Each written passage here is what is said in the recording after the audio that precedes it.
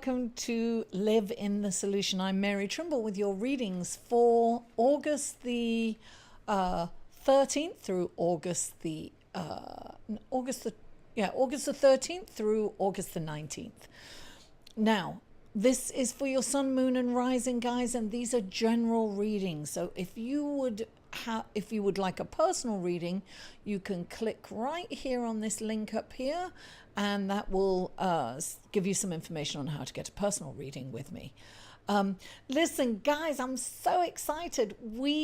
I am up to over 4K in subscribers. That's huge for me. I am so grateful and I'm so ecstatic. When I upload videos, it kind of goes down a bit and then goes back up. So it might be a little below when you check it out, but it will raise higher. So I'm really excited, and thank you, really thank you for subscribing. If you're new here, welcome. I'm so happy that you stopped by, and I really hope that you'll come back, and I hope you enjoy your readings here. I start off with an astrological report for the week, and then I go into the readings for your horoscope. And as I said before, it's for your sun, moon, and rising. All the links will be below in the show more section. You'll also get other links down there you can check out. Check me out on Patreon. There's a link right here or below in the show more section, and that's another way to support me. And check me out on Instant Go. That's down below also. What else? I think that's it. If you are returning, thank you. I really appreciate you, because you keep coming back and you give me that inspiration to keep going with this. Now, the astrological report for the week. The big news is that Mars, and tonight, I'm actually recording this on Sunday, Mars is moving, it's still moving retrograde, and it's going back into the sign of Capricorn. Now, Mars loves Capricorn, right? Because it can get things done. However, it is retrograde, so we may kind of experience some clashes business-wise, because Capricorn kind of rules business and career and ambition, and Mars is get up and go and take action, right? So we might kind of have some, this is really a good time for you to look at all the blockages that you put in. Why do you procrastinate? What makes you procrastinate? Is it fear? Is it what is it for you? It's good to look at that so that you can remove those blocks and get ready for when it goes direct to spring into action. This is a really good time to plan, right? To get your ducks in a row, to think about what is your next move. How are you going to make that move? So if you know that, when you know that Mercury is in retrograde and you've got this, and you've got it, and it's in Capricorn, which is very ambitious and business oriented, you can really plan your future business wise and spring into action once it goes direct at the end of the month. Now, also, Mercury is retrograde too, and that is really slowing down and getting ready to go direct on Saturday the 18th. Another good time to, get your ducks in a row.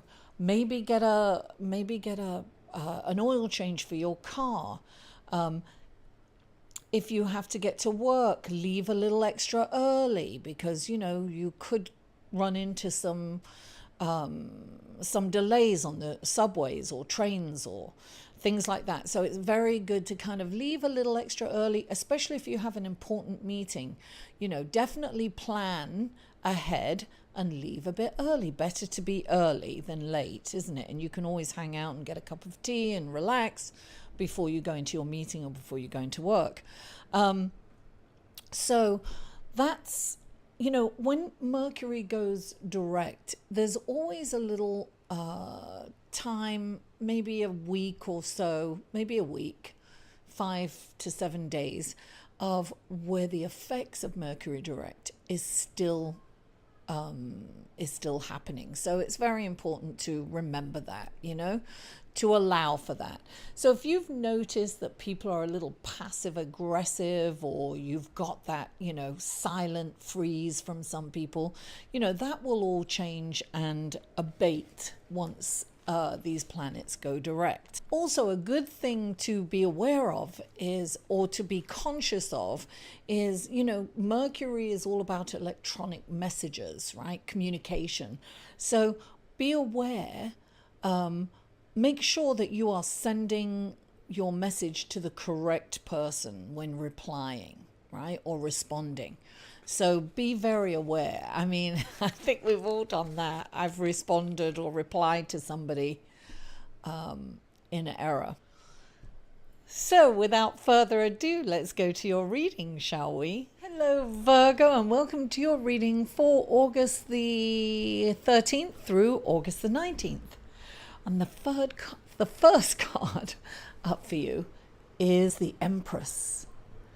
The Empress is this wonderful feminine energy. She's creative, she's manifesting, she's magical, she's just like this. The energy is like all like that. She's just brilliant. She is sensuous. Look, this is saying really get in touch with your femininity. Even if you're male, we all have a feminine side and a male side.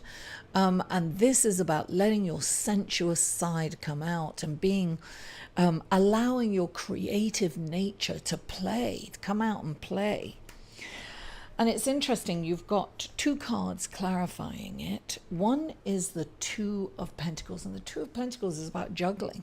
It's about being in the moment. It's about focus, right? This is like somebody who could have two jobs, a career and a home life with children. It's a very busy time for you. And so when the Two of Pentacles comes in, it's saying really kind of focus on what's going on right now. Because if you take your eye off the ball, you could liable to drop them and everything could fall apart. But definitely, I always see the Two of Pentacles as, yes, a master juggler, right? A master multitasker, but also laser focus, focusing on and being in the moment at all times, right? And along with it, next to it, is the Seven of Pentacles. So this is saying, look, the Seven of Pentacles is acknowledging how far you've come, seeing what you've accomplished as opposed to what you haven't. That's how I always see this card. I see this card as being as acknowledging what has worked for you and really kind of staying in that. It's interesting because when I look at this, I thought about Mercury in retrograde and Mars in retrograde, and this is really a time to look back and see what's worked and what hasn't worked. It's also about doing the, balancing the books, right? Oh, look at that. You've got the Two of Pentacles balancing, right? It's about bringing the books up to date. It's about looking at what has worked. Has the amount of work that you have done borne fruit for that amount of work? Has the result been worth the effort? This is something to look at, and it's interesting. It's something that we should all be looking at this week. Particularly so that we can plan. Where are our blockages? What has held us back? Are we putting too much effort into something that perhaps hasn't paid off? But also really, really focusing on what has worked, because that's where you're going to put your effort going forward. So what has worked for you? And that's a good place to focus on. Now, the next card you have is the Queen of Pentacles. Now, she just came up for Virgo.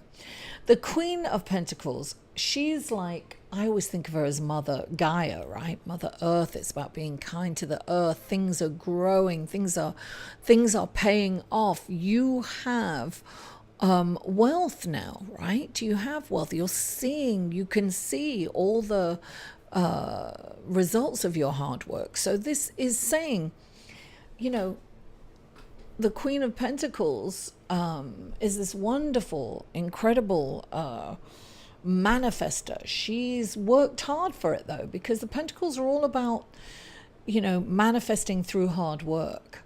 And look, clarifying it is the Ten of Wands, which indicates the hard times are over, darling.